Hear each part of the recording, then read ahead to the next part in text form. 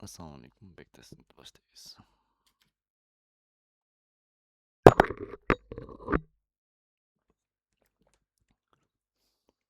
Так,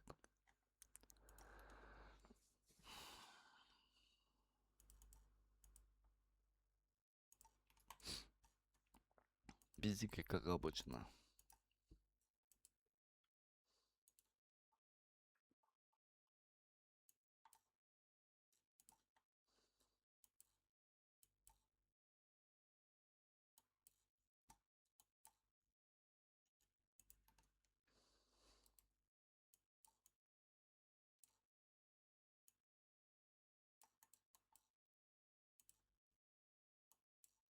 Так, бұл жерден эффектность бар ынакта. Реакция берген, значит, турына үстіге кетиши мүмкүн. Үстүндө эки ликвидность бар, неделяныкы, анан месяцтыкы. Мейли, көрөлү. Так, динамный фрактал боюнча реакция бар. H4 боюнчачы. H4 боюнча эффектность алган.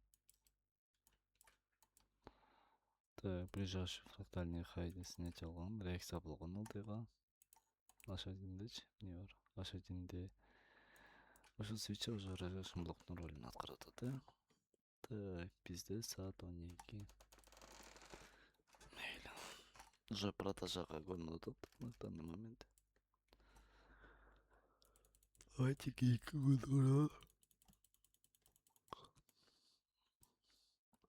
Да, бизде сатканча болду. 2.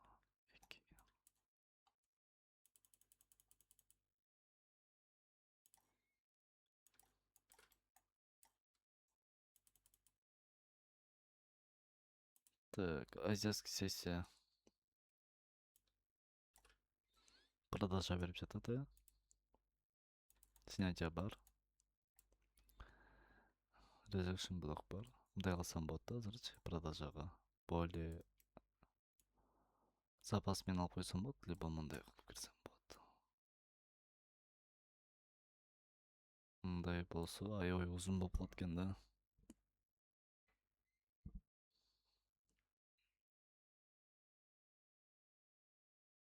Давайте могу жака коеюн. Соотношение пробы 1-2. Ступалсын кичине кыскараак болуп калчудай болуп атат да. Мейли могул бытылга чейин.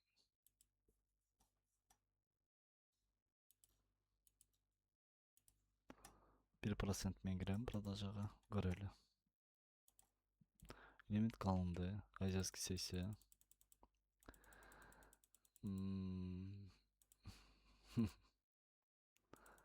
1% негизи бериптирби? Берилеккини. Мейли көрөлүчү. Лондонский сессия Азиянын минимальный базасын снятие кылды. Реакция бар өдөгө. Пока американский сессияны көрөлүчү кандай болот. Пока Лондондун да көчү жок рынокто данный момент. Американский сессия чыкты. Үстүнкү фракталды снятие алгандан кийин реакция болуп жатат продажага. Аз новость чыгып кетпесе эле баары жакшы. Пока что. Бул жерден мен продавецтерди көрүп жатам бул жерден данный момент. Order flow изгалка мененчи. Ближайший запас менен алайын стоп-лоссду. Негизи мындай алсам более рискованно уже. Бирок эгерде тек профит чыкса, ПТЛга келсе мен безип утап коем дагы, либо 1% мен жабып салам изгалкамда. Так, американский сессия. Бүгүн рынок аябай спящий болдум деп айткандачы. Вот, ПТЛны снятие кылды кайта. Жетишпей калдым. Менде отработка бар 1% иштеп берди уже. 1% болгон жакта менде экинчи 1%. Ошонун отработкасын алышым керек болчу да. Ай, мейли. Безип утап коюп коеюнчу. Эмне үчүн? Анткени менде бул жакта ПТЛнын снятиясы бар. Реакция бар өдөгө. Бул жакта модель бар, покупкага еще. Карайбыз. СНР. IFVG, неэффективность. Вот на бул жерге покупка, сделка чыгып жатат данный момент. мындай инанч. Покупка. РЛ 1/3.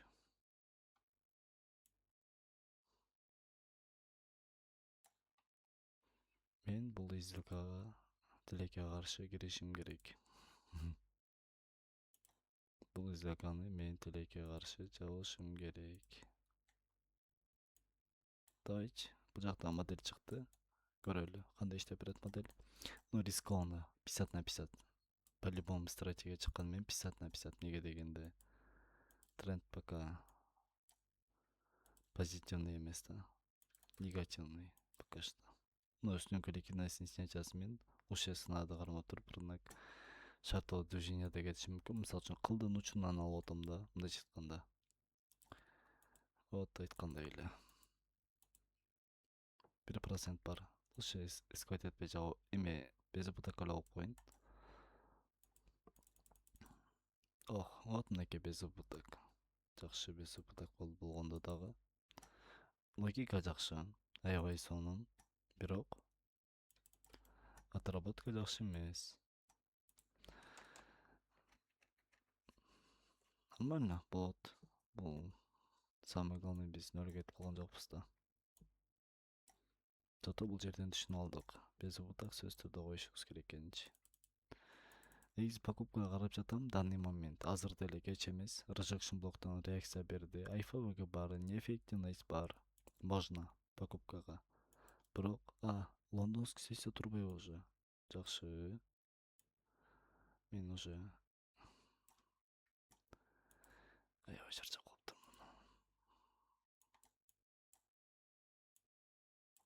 2%. Модель. Кандай модель бар көрөлү. Мен ошондо бул жактан азияский сессиядан келген турбаймынбы? СНРга закреп бар. Так, экинчи сделкам. Бул жакта менде эмне бар? Экинчи сделкам боюнча снятие бар. IFVG неэффективность бар и СНРга закреп бар. Лондонский сессия. ПДХ снятие болушу мүмкүн. ПДЛнын снятиясы бар эки зонадан.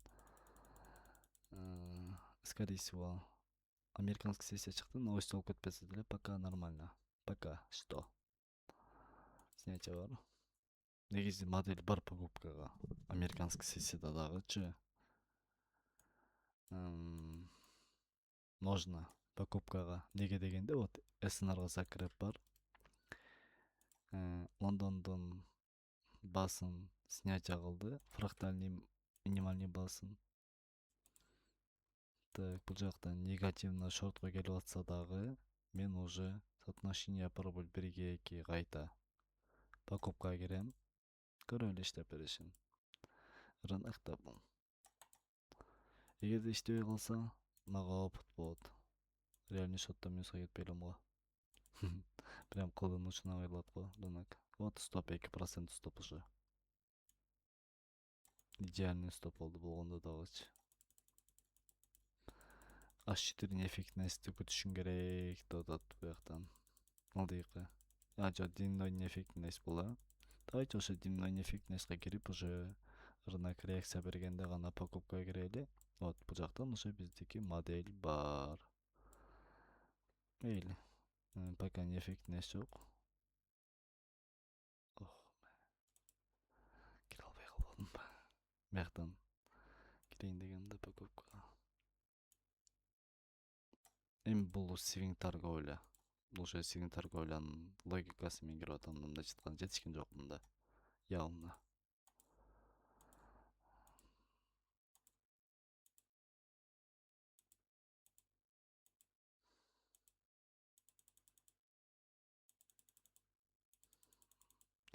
Жок, 1% пока.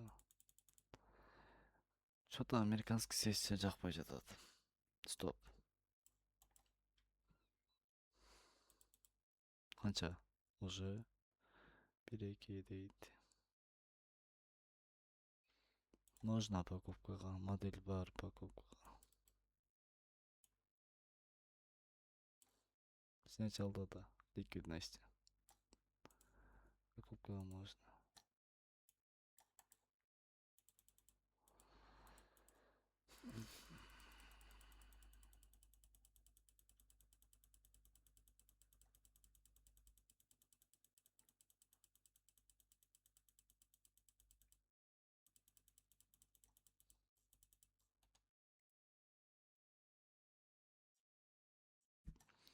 Так, лондонский сессия бар. Так, могул жерден уже покупкага карап жатам мен. Жакшы покупканын бири болчудай рынокто.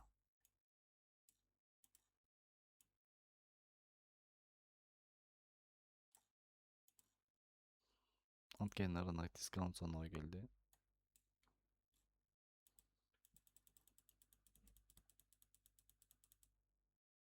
Американский сессия чыгат азыр. Чыкты уже, неэффективность бар ылдыйда. Биринчи сделкабыз тек профит, экинчи сделкабыз дагы уже тек профит. Эми 7%. 2%тен рисковать эткем. Эмне үчүн? Анткени дневной неэффективность рынок деген ошол үчүн. Позитивный эмени көрдүм да. Рыноктун багытынчы. Вот бул жерден биздики прям кылын ушундай эле стоп-лоссус тилип кетти да. Рынок. Бул жактан продажага болгон логика аябай жакшы болгон. Ылдыйкы минимальный бага чейин ушул боюнча кылышыбыз керек болчу. Могу снять биздики ложный. Кийин эске алабыз буну. 7%. Нормально пока. Тыгын суалып салайынчы.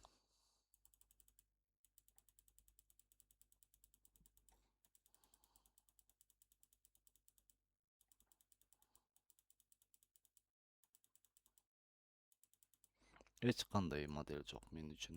Так, тренд кайсы жерден башталды? Ошол жерден. Значит, байкайга чейин дискаунт зона, ылдыйкы зона. Дискаунт зона келмейинче мага неинтересно рынок.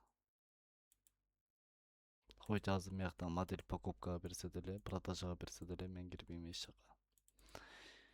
Премиум зонадан продажага берсе, ПДХны снятие кылды. Можно продажага караганга ПДХны снятие алгандан кийинчи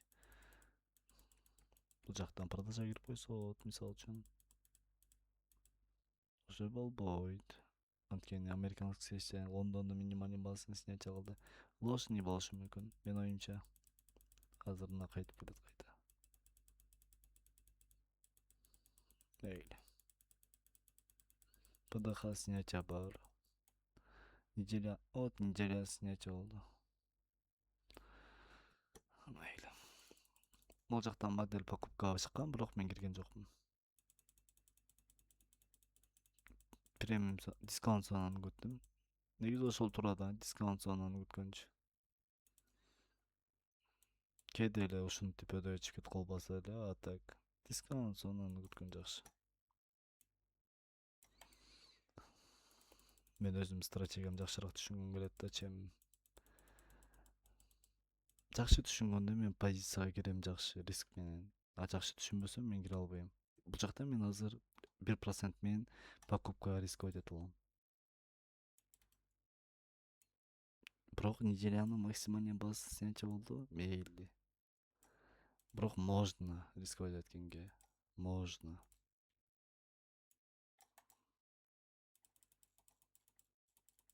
Новости или вот болзочу настроениянын.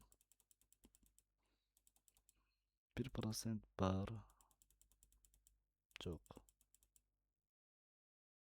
Давай, мындай кылайын. 0,7% уже кеч кирди да, биз мына 1 сааттан жылдыралы. Таңкы саат 5, 1% барбы? 1% рынокто бар. Без бута койдум.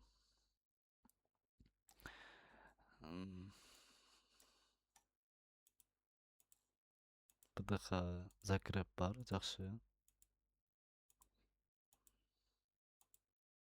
Бул жактан рынок аябай накопление көп алышы мүмкүн. Мага уже понятно болду закреп алгандан кийин рынок дальше өтө кеткен. Канча? 9% жакшы. Сонун. Уже биздики рынок үстүңкү каяга келип калды.